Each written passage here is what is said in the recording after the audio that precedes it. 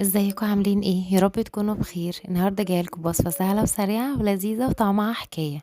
مكرونه غرقانه في الوايت صوص بالمشروم والدجاج. تعالوا اقولك عملتها ازاي والمقادير كانت ايه.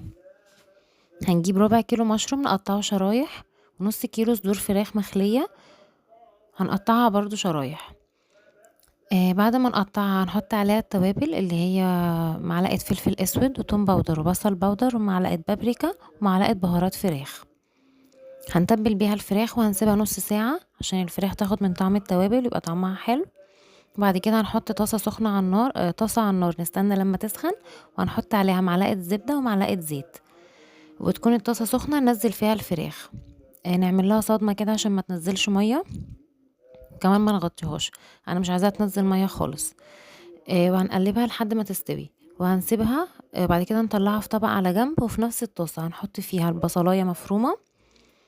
وهحط عليها معلقة زبدة كمان، وهقلبها وهحط عليها المشروم اللي احنا قطعناه. انا حطيتها في نفس الطاسة عشان تاخد من طعم الفراخ، وهحط عليها معلقة ونص دقيق، وهنقلبها كويس مع المشروم والبصل. وبعد كده هحط عليها كوباية كريمة لباني. لو مش متوفر عندي كريمة لباني ممكن احط قشطة، واحط عليهم كوبايتين لبن وكوباية مية.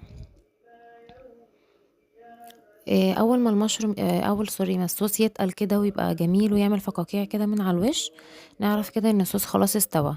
وهنحط معاه قطعة جبنة موزاريلا، بتدي برضو طعم حلو قوي للصوص. وهننزل في الصوص دوت بالفراخ اللي احنا كنا مسوينها وحطيناها في طبق على جنب.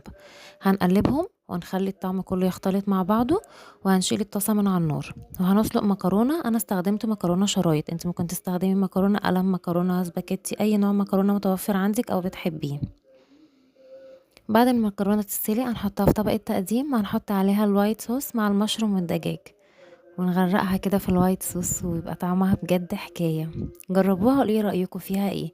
لو مش مشتركين في القناة اشتركوا، ولو عجبتكم الوصفة اعملوا لي لايك. وبالهنا والشفا.